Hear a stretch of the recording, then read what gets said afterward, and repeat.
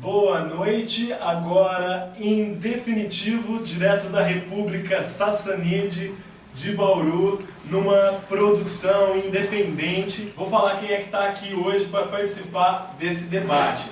São todas as pessoas que não receberam nada por isso.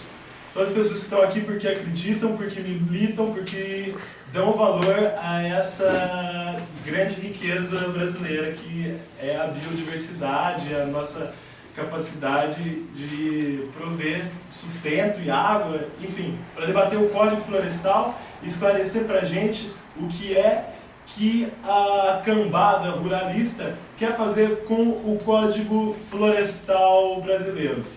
Eu queria começar primeiro falando sobre uma música do Simonal, que ele fala, só quem viu que pode contar. E eu queria contar um pouco de uma experiência que eu tive na região de Ribeirão Preto, praticamente na cidade mesmo, que tem um assentamento do MST, em que o MST conseguiu fazer a reforma agrária seguindo a Constituição mesmo. Um promotor da região ajudou eles no processo, e conversando com o assentado, tomando uma cerveja com ele, um espaço onde antes era cercado por cana-de-açúcar em todas as suas regiões, eu perguntei para ele o que ele sentia estando ali. E ele disse para mim, olha, é uma coisa muito boa, a gente fica muito feliz, a gente está praticando aqui a agroecologia, mas a gente tem consciência que esse assentamento, localizado no capital brasileiro, na região do capital transnacional do agronegócio, é apenas uma ilha. E a discussão do Código Florestal, dentro da questão da propriedade rural no Brasil, também é apenas uma ilha. Eu conversei com algumas pessoas, como o Roberto Rodrigues, que foi o ministro da Agricultura do governo do Lula durante muito tempo. E o que ele fala são essas palavras aqui, eu até anotei, que precisamos ter novos mecanismos legais compatíveis com o mundo inteiro. Não podemos ficar criando mecanismos para tirar a competitividade do agronegócio. Esse é o discurso oficial, competitividade, e o Código Florestal estaria tirando essa competitividade do nosso agronegócio, que seria a nossa tábua de salvação. O Cid Caldas, que é do Ministério da Agricultura, foi citando extensamente números, visando convencer a gente de que o agronegócio veio para ficar, que o agronegócio matematicamente, estatisticamente, ele pode resolver o problema do Brasil, e que também com esses mesmos números, afirmaria que seria sustentável esse modelo.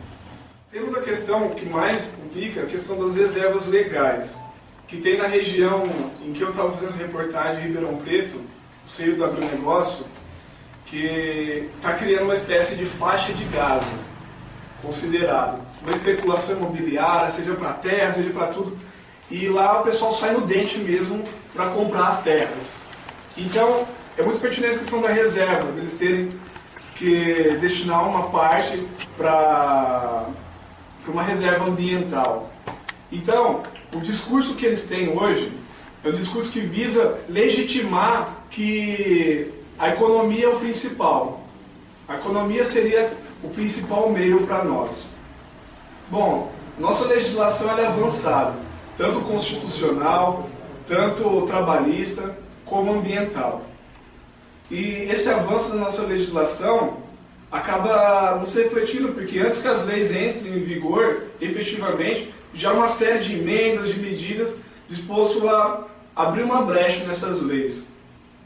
Esse é um discurso mentiroso, discurso que o Código Florestal ele vai tirar a competitividade. Segundo dados até da própria Exalc, e olha que esses números são sempre tem que ver com um certo vinco na testa. Datafolha está aí para explicar para a gente, para mostrar isso.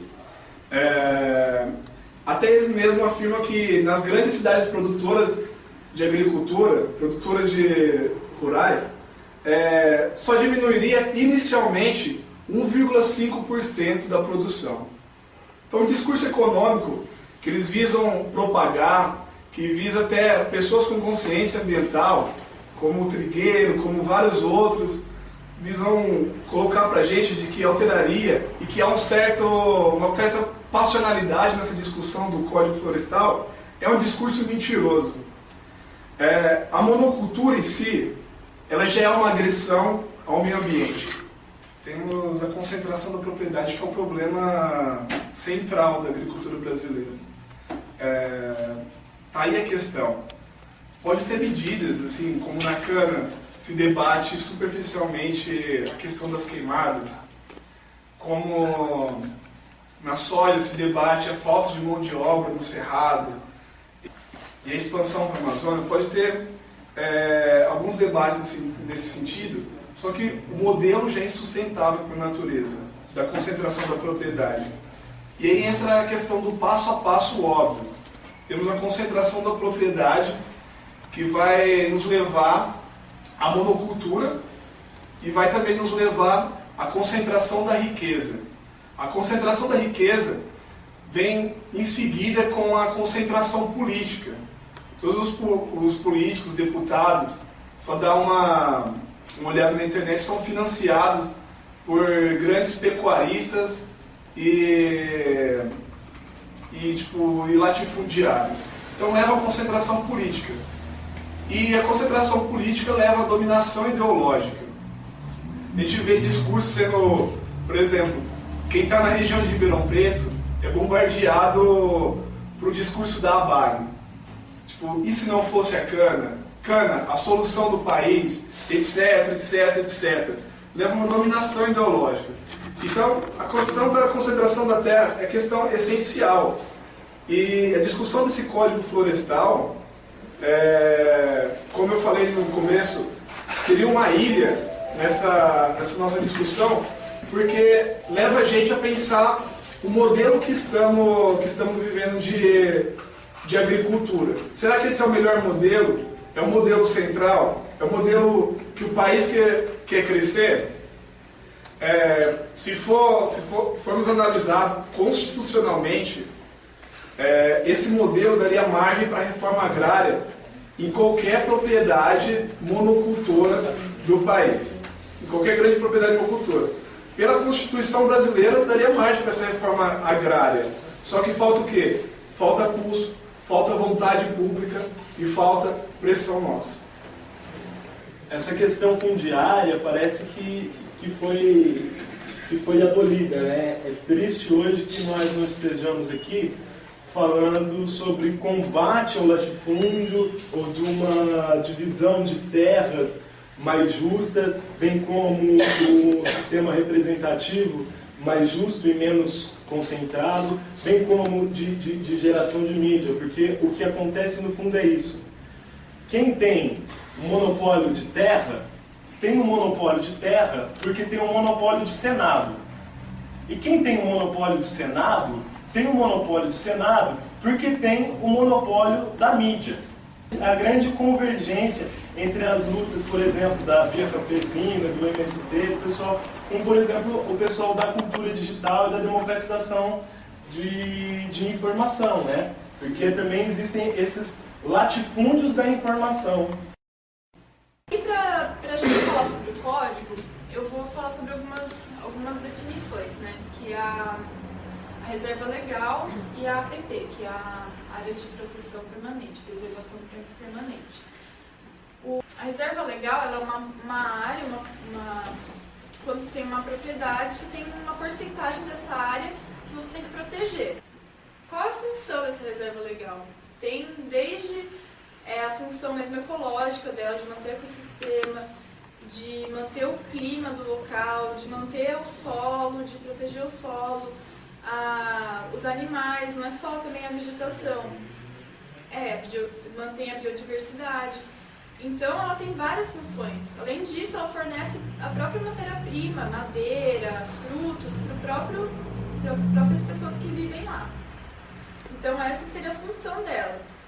E também tem a APP. A APP é uma área de preservação permanente que vai proteger áreas frágeis, que seria tipo de morro, várzea, tem vários tipos de áreas frágeis, e o recurso hídrico principalmente. Aqui no Brasil a gente tem muito recurso hídrico, então a APP é muito importante também.